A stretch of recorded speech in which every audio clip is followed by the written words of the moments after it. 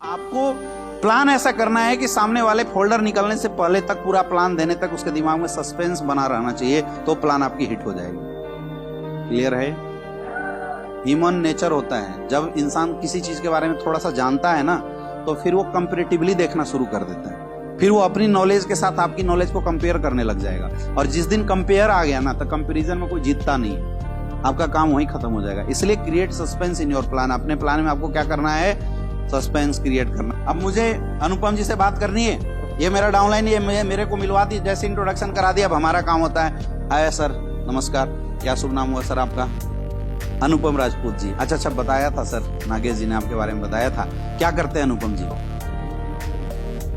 पढ़ाई कर रहे हैं? अरे सर, ये तो बहुत अच्छी बात है, क्योंकि स्टूडेंट लाइफ ही तो इंसान के जीवन की प्रारंभिक लाइफ होती है। और सर, आप एक अच्छे स्टूडेंट हैं, जैसा कि मुझे पता चला है।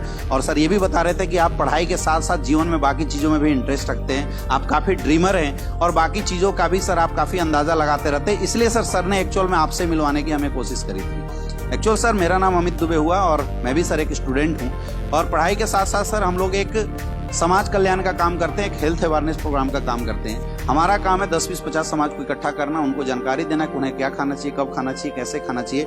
और इससे रिलेटेड एक समाज में हम लोग हेल्थ अवेयरनेस प्रोग्राम चलाते हैं, जहाँ पे लोगों को इसके बारे में हम लोग एजुकेट करते हैं, लोगों को इसके बारे में जानकारी देते हैं। और उसी से रिलेटेड सर एक डिस्कशन था जो आपके साथ करना था, इसलिए नागेश जी ने आपसे टाइम लिया था। सर, क्या आपके पास अगले 40-45 मिनट तक का टाइम है? दे सकते हैं ना? तो चलिए सर, आपके साथ कुछ डिस्कशन करते हैं। समझ में आ रहा है? अब फोल्डर निकालना है। हमने क्या किया? नाम पूछा, काम पूछा, काम की तारीफ करी, किया, है ना? फिर हमने अपने बारे में बताया, अपना परिचय दिया, फिर अपने काम के बारे में बताया। अभी तक मैंने कहीं एसलीपीएस का नाम लिया है? अब हम फोल्डर निकालेंगे। बात समझ में आ रहा है? ये होता है कंप्लीट इंट्रोडक्शन। कितना टाइम लगा? 2 से 3 मिनट। ये 2 से 3 मिनट ही लगना चाहिए, ज्यादा पुल मत बांध देना, ज्यादा हाल चाल रिश्ता गिनवाने की जरूरत नहीं है इनके साथ। यही 2 से 3 मिनट लगना चाहिए। अब ये बोलता है वकील है, अरे सर आप वकील हैं, लॉयर हैं? अरे सर, बहुत अच्छी बात है, आज तो सर पूरा देश ही समझिए तो वकील ही चला रहे हैं, पुलिस वाले कानून संभालते हैं, निचोड़ तोड़ मरोड़ तो सर आप ही लोग करते हैं। सर, अच्छा लगा सर आपसे मिलकर, बहुत बढ़िया सर। आपको तारीफ करनी है इसकी। ये बोला हम टीचर हैं, अरे सर आप टीचर हैं, शिक्षक हैं, कौन सी स्कूल में पढ़ाते हैं? प्राइमरी स्कूल में। अच्छा, बहुत अच्छा लगा सर मास्टर साहब, आपसे मिलके तो बहुत अच्छा लगा मास्टर साहब, क्योंकि देखिए बोला जाता है सर कि एक इंसान के जीवन में शिक्षक का बहुत बड़ा रोल होता है। हम आज भी अपने सैल्यूट करते हैं उन शिक्षकों जिन्होंने मुझे प्रारंभिक शिक्षा, आपके माध्यम से तो सर देश की नींव टिकी हुई है। पता नहीं आपके माध्यम से सर पढ़ने वाले बच्चे आज कहाँ कहाँ अपने जीवन में तरक्की करेंगे। अच्छा लगा मास्टर साहब। खुश होगा नहीं होगा? कुछ भी बोला किसान है, अरे सर वाह, अच्छा लगा, आपसे हाथ मिलाते हुए मुझे गर्व फील हो रहा है कि आप किसान हैं। क्योंकि इंसान चाहे पैसों की बात कितनी भी करे, लेकिन किसान अगर खाना ना उगाए तो क्या खाएगा? सोना चांदी। सर, आपके माध्यम से पूरा देश खाना खा रहा है। अच्छा लगा आपसे, तारीफ करनी है आप। कुछ भी बोले कर देना तारीफ। कोई बोला क्रिमिनल हूं, अच्छा बहुत बढ़िया सर, आप ही हैं तो देश चल रहा है, आप लोग ना होते तो शायद नियम कानून का कोई बरकत नहीं होता, गलत लोग से ही अच्छे लोगों की पहचान है। सर, अच्छा लगा आपसे मिल। जो बोले आपको दिमाग में रखना है, ये जो बोले अपने को क्या करना है? ये बोला चोर हूं, अच्छा सर बहुत अच्छी बात है सर, आप लोग नहीं होते तो सर पता नहीं अमीरों को लूटता कौन, आप लोगों का सर बोझ खाली करते हैं। अच्छा लगा सर आपसे मिलकर। कहने का मतलब ये है, समझो, मैं समझाना ये चाहता हूं कि सामने वाला जो भी प्रोफेशन बोले आपको उसकी तारीफ करनी। समझ में आ रहा है? तारीफ, कोई बोला गृहिणी हूं, नहीं मैडम, आप गृहिणी थोड़ी हैं, आप हाउस मेकर हैं। क्योंकि आज लोग अक्सर हाउस वाइफ बोलते हैं, लेकिन रियल में देखा जाए तो घर चलाने में उस परिवार के महिलाओं का बहुत बड़ा रोल है। आज अगर जेंट्स, आपके हस्बैंड भी बाहर जाके अच्छा काम कर पा रहे हैं, उसमें आपका रोल है। बच्चों की परवरिश, लोगों को टाइम पे खाना देना, लोगों का पालन पोषण, असली जिम्मेवारी परिवार तो आप चला रहे हो मैडम, गृहिणी नहीं, आप तो घर बनाने वाले हो। अच्छा लगा आपसे मिलकर। आपको हर चीज में तारीफ ढूंढनी है। क्लियर है? क्लियर है? अब तारीफ के बाद आपको फिर अपना नाम बताना है, फिर अपने काम के बारे में बताना। हाँ जी, नकारा है तो ऐसी हमारे काम का है। बोला कुछ नहीं करते हैं, अरे सर इस उम्र में भी सर आप कुछ नहीं कर रहे हैं, क्या बात है? पिताजी क्या करते हैं आपको? अच्छा सर, अच्छी बात है। और सर आप गरीब परिवार में रहते हैं तो बहुत दुख की बात है। और सर अच्छा लगा क्योंकि आप रियल अब हमारे काम के हो, हम आपको कुछ करना सिखाएंगे। समझ में आ रहा है? उम्र ज्यादा है और हाँ तो सर हम आप ही की तलाश कर रहे थे, मुझे भी ऐसे लोगों की जरूरत थी जो एक्सपीरियंस होल्डर हो और फ्री हो, ताकि आपके साथ हम कुछ अच्छा कर सके। समझ में आ रहा है? ये भी तो एक तारीफ है कि सर मुझे आपकी जरूरत थी, वो भी खुश हो जाएगा, हाँ यार कुछ करते होते तो है नहीं, चलो इसका साथ ही दे देते हैं। ये होता है इंट्रोडक्शन। समझ में आ रहा है? अब इंट्रोडक्शन में एक चीज और आप लास्ट में ऐड कर देना, सर हम लोग काम करते हैं हेल्थ अवेयरनेस प्रोग्राम के साथ। आपको ये लगता होगा क्योंकि हेल्थ की बात होती है तो सामने वाले को ऐसा लगता है कि कोई डॉक्टर तो नहीं है। तो सर मैं बताना चाहूंगा मैं कोई डॉक्टर नहीं हूं, क्योंकि बीमारी दो तरह की होती है, एक होता है डिजीज, एक होता है लाइफ स्टाइल डिजीज। जब डिजीज की बात की जाती है तो उसके लिए स्पेशलाइज किसी डॉक्टर की जरूरत पड़ती है, लेकिन लाइफ स्टाइल डिजीज के लिए कोई डॉक्टर की जरूरत नहीं पड़ती। जैसे सर मैं आपसे पूछता हूं, आपके घर में कोई बच्चा अगर खेल के आता है तो हम लोग क्या बोलते हैं, बेटा ठंडा पानी मत पीना जुकाम हो जाएगा। वो डॉक्टर तो नहीं है, लेकिन उसको भी पता है जुकाम हो सकता है। और सर रियल में ऐसा होता है, आपके घर में किसी को चोट लगता है तो दादी अम्मा बोलती है हल्दी चूना लगा लो चोट सही हो जाएगा। दादी अम्मा डॉक्टर तो नहीं है, लेकिन हजारों सालों से ये परंपरा चली आ रही है। वैसे ही सर लाइफ स्टाइल डिजीज के बारे में बात करने के लिए हमें और आपको डॉक्टर बनने की जरूरत। तो सर आज जो हम बात करेंगे वो लाइफ स्टाइल डिजीज के बारे में बात करेंगे। तो आइए सर कुछ प्रेजेंटेशन और कुछ पिक्चर के माध्यम से समझते हैं इस लाइफ स्टाइल डिजीज को। तब फोल्डर निकाल। अब हमें क्या करना है, हेल्थ अवेयरनेस प्रोग्राम करना है। क्या करना है? अब इसको फर्स्ट प्लान भी बोलते हैं। फर्स्ट प्लान में क्या क्या चीज होती है मोटा मोटी समझिए। सबसे पहले हमें कंपनी का प्रोफाइल बताना है। क्या बताना है? सबसे पहले क्या बताना है? कंपनी का प्रोफाइल बताना है। सर हम जिस संस्था के साथ काम करते हैं, मैडम हम जिस संस्था के साथ काम करते हैं उसका नाम है स्लीपियस वेलनेस प्राइवेट लिमिटेड। अगर आईडी कार्ड है तो निकाल के सामने ऐसे दिखाना होता है आपको, ठीक है। हमारी संस्था 9 नवंबर 2014 से काम कर रही है। हमारी संस्था गवर्नमेंट ऑफ इंडिया द्वारा एफिलिएटेड संस्था है, जिसके पास सारे सर्टिफिकेशन मौजूद हैं। हमारी संस्था के पास खुद की 5-5 फैक्ट्री है और वहीं से हमारे सारे प्रोडक्ट बनते हैं। द्वारिका सेक्टर 17 में हमारा हेड ऑफिस है और वहीं से पूरे इंडिया के अंदर हमारा बिजनेस जो है वो डिस्ट्रीब्यूट होता है। पिछले 9 साल के अंदर हमारी संस्था के पास आज 500 से ज्यादा फ्रेंचाइजी है। पूरे हिंदुस्तान में 9 से ज्यादा वेयर हाउसेस हैं और लाखों लोग आज हमारे संस्था के साथ काम कर रहे हैं। पिछले 9 साल के अंदर हमारी संस्था ने इतना बेहतरीन और इतना जबरदस्त काम किया कि आज हमारे संस्था को गवर्नमेंट ऑफ इंडिया और बहुत सारी इंटरनेशनल संस्थाओं द्वारा बहुत सारे अवार्ड एंड रिवार्ड्स भी मिले हैं, जैसे चैंपियन ऑफ चेंज का अवार्ड, ये देखिए सर फोटो। इसके अलावा बिजनेस एक्सीलेंस अवार्ड है ना, संकल्प सिद्धि अवार्ड, जितने भी अवार्ड्स वाले जो फोटो हैं वो सब हमें दिखाना है। हमारी संस्था आने वाले समय में इस देश के लिए समय पे काम भी किए। जैसे पुलवामा अटैक हुआ था उस समय हमारी संस्था ने पुलवामा में शहीद हुए सैनिकों के लिए 20 लाख रुपए का डोनेशन भी दिया था। जब कोविड का समय था, उस कोविड के समय में हमारी संस्था ने फीड द नीडी प्रोग्राम चलाया था, जिस प्रोग्राम के तहत हमने 600 शहरों को गोद लिया था और डेली 500 लोगों को खाने पीने की व्यवस्था हमारे संस्था के द्वारा की गई थी।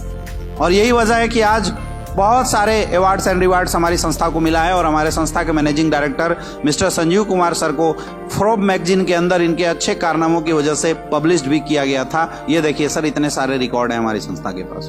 तो आखिर हम लोग काम क्या करते थे ये जानना हमारे लिए जरूरी है। तो पहला हमने क्या बताया, कंपनी का प्रोफाइल बता सकते हो। 2-4 पॉइंट छूट भी जाए आपसे तो कोई प्रॉब्लम नहीं है। प्लान देने से पहले खुद के अंदर एक कॉन्फिडेंस रखो, यू आर द बेस्ट। इसलिए प्लान देने से पहले यह बात समझना जरूरी है कि आप कितना अच्छा प्लान देते हैं ये मायने नहीं रखता, ये मायने रखता कितने कॉन्फिडेंस के साथ प्लान देते हैं। तो 2-4 बातें जो मैं बता रहा हूं अगर भूल भी जाए, छूट भी जाए तो आपको परेशान होने की जरूरत। कई लोग प्लान देते समय एक आध छूट जाता है, जीभ निकाल देते हैं।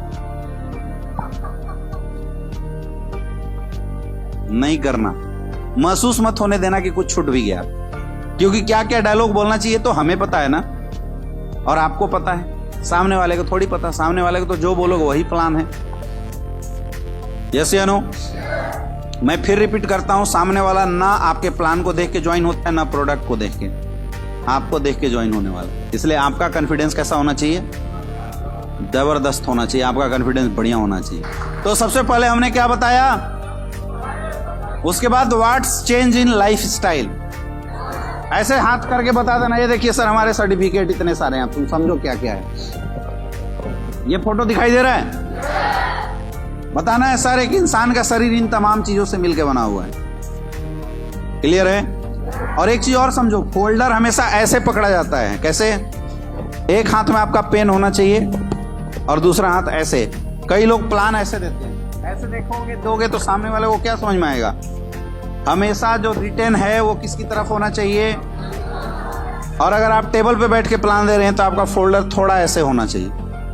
हमेशा जिस हाथ को आप ज्यादा इस्तेमाल करते हैं, if you are left hander, तो आपके राइट हैंड में फोल्डर होना चाहिए, और अगर आप राइट हैंडर हैं तो आपके लेफ्ट हैंड में फोल्डर होना चाहिए, और राइट हैंड से फोल्डर ऐसे पलटना चाहिए। क्लियर है?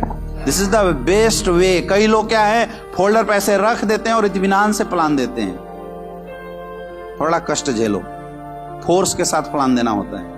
आप आवाज में आपके जितना दम होगा, फोल्डर में जितना आप आसानी से रख दोगे ना, सामने वाला खींच लेगा। देना ही मत पूरे प्लान में। वो बोले देखे थोड़ा सा रुकिए, पूरा बता लेते हैं फिर देखना। क्लियर है? सामने वाले को पूरे प्लान में बोलने मत देना। वो अगर वो करेगा, मेरा एक सवाल है, कोई बात नहीं सर, लास्ट में पूछिएगा, अभी आगे समझिए। जब तक आपका प्रेजेंटेशन खत्म नहीं हो जाता है तब तक सामने वाले को कुछ भी बोलने का मौका, अगर वो बोले चुप करा देना। समझ में आ रहा है? उसका ध्यान अट्रैक्ट करने के लिए आपको बार बार अपने पेन का सहारा लेना पड़ता है। जैसे हम लोग प्लान देते थे, ये देखिए सर, एक इंसान का शरीर तमाम चीजों से मिलकर बना हुआ है। अब हम अगर अपना पेन, ये पेन रखते थे ऐसे हमेशा, और उसका नुकीला वाला पार्ट ऐसे निकाल के, है ना। अब हमने बताया सर ये देखिए इंसान का शरीर इन तमाम चीजों से मिलकर बना हुआ है ना। तो यहां लाने से पहले ऐसे करते थे। अगर ये सोने की कोशिश करेगा तो बात समझ में आ रही है? इसलिए हमेशा ऐसे करना है ताकि उसका ध्यान यहां आए। कई बार क्या होता है, प्लान देने जाते हैं, सामने वाला फोकस नहीं करता, तो फोकस करवाने का काम किसका काम है? ये आपका काम है। इसलिए प्लान देते समय हमेशा ऐसे करके ऐसे लाया जाता है। कई बार सामने वाला सोएगा प्लान के समय, तो उसको बोला जाता है सर समझ में आ रहा है? मतलब आपका प्लान जब चल रहा हो तो सामने वाले की इतनी हिम्मत ना हो कि वो सो जाए। क्लियर है? तो पहला ये जो दिखाई दे रहा है, इसमें कोई डायलॉग नहीं मारना, सिर्फ एक ही चीज बोलना, ये देखिए सर एक इंसान का शरीर इन तमाम चीजों से मिलकर बना हुआ। अब तुम पढ़ो क्या है, हम क्यों बताएं? कुछ पढ़ने की जरूरत नहीं है। Water, fat, carbohydrate, vitamin, mineral, कुछ नहीं। हम शुरू में बोल गए हैं भैया हमको कुछ नहीं आता, हम कोई डॉक्टर नहीं। बात समझ में आ रहा है? तो बस ऐसे घुमाना है। ये देखिए सर इंसान का शरीर इन तमाम चीजों से मिलकर बना हुआ है। खत्म, एक चैप्टर। नेक्स्ट। क्लियर है? अब यहां देखिए, अब सर इंसान का शरीर बना कैसे? ये देखिए सर इससे ये बना, इससे ये बना, इससे ये बना। उल्टा भी बोल दो, कोई दिक्कत नहीं है ना। यानी शरीर में कोई सर दिक्कत होता है तो पहले यहां होता होगा, फिर यहां होता होगा, उससे पहले यहां, इससे पहले यहां। अब यहां दिक्कत कब आती है? जब खाने पीने में दिक्कत होता है तो आती है। ये चैप्टर भी खत्म। आसान है मुश्किल है? आपको केवल फोल्डर पलट के डायलॉग जो मन में आए बोल दो। नहीं समझ में आया? अमित सर ने कुछ बताया था, सर आगे बढ़िए। यहां देखिए, मतलब बोलना है आपको, बस मैं बोलता हूं बोलो, जो समझ में आए बोलो। क्लियर है? फिर यहां आना है। सर आज से अगर 50-60 साल पहले जाके देखते हैं तो एक इंसान जीता 80-90 साल। शुरुआत के 50-60 साल तक एकदम स्वस्थ, कोई प्रॉब्लम नहीं होता था, जीता 80-90 साल तक। लेकिन आज के रेट में सर इंसान वही है, आज भी जीता 80-90 साल है, लेकिन शुरुआत के 10 साल भी स्वस्थ नहीं जीता। आज के समय में दवाइयां लेना पड़ता है। ये देखिए सर दवाई है ना, ऐसे दवाइयां खाता है इंसान। ऐसा क्यों हुआ? आखिर ऐसी हालात क्यों आई? इस पर रिसर्च किया गया तो पता चला पुराने समय की बीमारी है। ये देखिए सर ये सब थी। ऐसे हाथ कर दो, हैजा प्लेग चेचक, हैजा प्लेग चेचक बोलो और ऐसे ऐसे हाथ घुमा दो। अब जब ये बीमारी होती थी तो गांव के गांव खाली हो जाया करते थे। लेकिन आज हम सैल्यूट करते हैं मेडिकल साइंस को कि आज इन बीमारियों से कोई नहीं मरता, लेकिन आज ये सब बीमारी है, सर्दी खांसी जुकाम। अब पढ़ो ना, क्या है तुम्हारा काम? अपने को क्या करना है, घुमा के हाथ यहाँ रख देना है बस, और कुछ भी बोल दो, सर्दी खांसी जुकाम। अब सर ऐसा क्यों हुआ? इस पर रिसर्च किया गया तो पता चला जब भगवान ने इंसान को बनाया था तो खाने पीने का आइटम धरती पे दे दिया था। तो पहले जो लोग खाते थे वो नेचुरल खाते थे, ऐसे हाथ घुमा दो। अब जब नेचुरल खाते थे तो मेडिसिन का काम करता था। आज हम क्या खाते हैं? ये देखिए ये सब खाते हैं, पिज्जा, बर्गर, मैगी। अब ये हमारे लिए स्लो पॉइजन का काम करता है। अब इसकी जरूरत क्यों पड़ी? देश आजाद हुआ था, देश की आबादी थी 50 करोड़, तो उस समय इतने फसलें उग जाती थी, इतने जमीनें हुआ करती थी जिसमें गोबर वोबर डाल के इतने फसल उग जाती थी कि बहुत आसान तरीके से लोगों के लिए प्रचुर मात्रा में फसल उगाए जा सकते थे। लेकिन आज पॉपुलेशन 3 गुना बढ़ गया। जहां पहले फल फूल उगते थे, फसल उगाए जाते थे, आज सब जगह घर बन गया। यानी जमीन कम हो गई, आबादी बढ़ गई, तो फूड का डिमांड पूरा करने के लिए पहले फसल उगाते थे, आज बनाया जा रहा है। ये देखिए सर, इंजेक्शन लगाया जाता है। आप देखे होंगे मार्केट में जो बड़ी बड़ी लौकी आती है उन सब में इंजेक्शन डाला जाता है। अब जो फल फूल इंजेक्शन डाल के बनाया जा रहा है सर, वो कितना खाने में पौष्टिक होगा बताने की जरूरत नहीं है। आज सर कुकिंग मेथड बदल चुका है। आज जितने भी लोग काम कर रहे हैं सब कुकिंग मेथड सबका बदला हुआ है। पहले के दौर में महिलाएं खाना बनाती थी, आधा घंटा 1 घंटा खाना पकता था, तो सर खाना के अंदर जो टॉक्सिक मटेरियल था वो निकल जाता था। आपने पुराने समय में देखा होगा कि महिलाएं जब चावल बनाती थी तो पहले चावल को पहले पानी डाला जाता था, उससे जब आवाज आने लगता था तब उसके बाद उसके अंदर चावल डालते थे।